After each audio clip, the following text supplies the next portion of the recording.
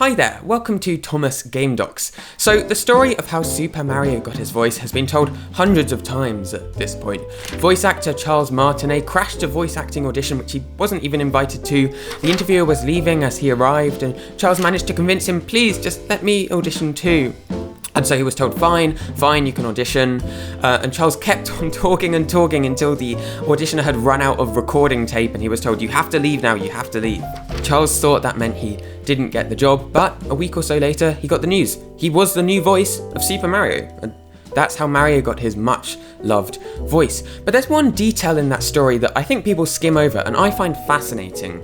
And that's the specifics of how Charles gave him his voice. Woohoo!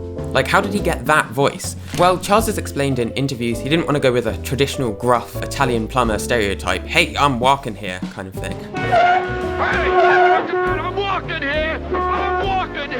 But how did he go from that to the Super Mario that we know and love today? The high-pitched, cartoony sounding, almost Mickey Mouse-like character. Like, that's not what you think of when you think of an Italian plumber, right? Well, it turns out there's a pretty tragic story behind how Mario got his voice. You see, a few years before the audition, Charles had gone to these acting classes, and at the classes, he met this guy with a terrible stammer, an awful stutter, that he hadn't been able to get rid of for years and years and years. And Charles asked him, how did you get your stutter? Like, were you born with it? But the guy responded, no, it all goes back to one specific event.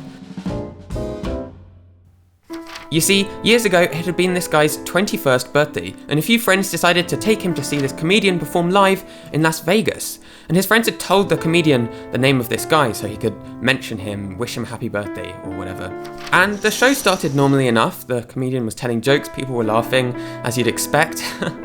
But midway through, all the lights went off in the theatre, except for one spotlight, which shone down on the 21-year-old.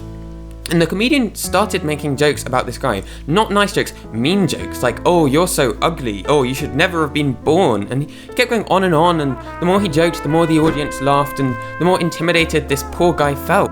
And the comedian just kept going, and the audience kept laughing, and this guy was having an awful time. Finally, the show finished, he went back to his hotel room, but the next day when he woke up, he had a terrible stutter, and a stutter that he had never managed to get rid of. I still believe he has it today. And so, when the guy with the stutter told Charles this story, Charles decided then and there he would never tell jokes that hurt anyone or upset anyone or could intimidate anyone. He wanted his jokes to be happy and to lift people up. And so, fast forward back to the audition, and Charles was deciding what kind of voice could he give to this Italian plumber. He didn't know anything about the character other than he was in a video game and he was an Italian plumber called Mario. His first instinct was to go with the typical, hey, I'm walking here type Italian plumber. But he was worried that might intimidate children, it could upset people, which is not what he wanted to do with his comedy, he had decided. And so he figured he'd look somewhere else for inspiration. And luckily for Charles, he had the perfect guy to base his voice on. You see, a few years back, Charles had taken part in this Shakespeare production of the play The Taming of the Shrew, and Charles had played a character called Gremio. Now, in just about every Shakespeare production, there's a comic relief character, right? A character you're meant to laugh at to kind of lighten the mood after the more serious Shakespeare-style melodrama. And in Taming of the Shrew is this old Italian man called Gremio. He wouldn't hurt a fly, he's a super nice old Italian man, and Charles had played him in the performance. And so when he was in the booth, he suddenly remembered this performance he'd taken part in, and he figured he could just take that accent and just kind of raise it up half an octave or so until it was a kid-friendly, happy-go-lucky Italian plumber. Woohoo! And that's how Mario got his voice. That's the story. There's not loads more to it than that. It's all thanks to this poor guy with the stutter that Charles had met all these years ago. If it wasn't for him, Mario could still sound like this scary Italian plumber guy instead of a nice, friendly voice that we know and love today.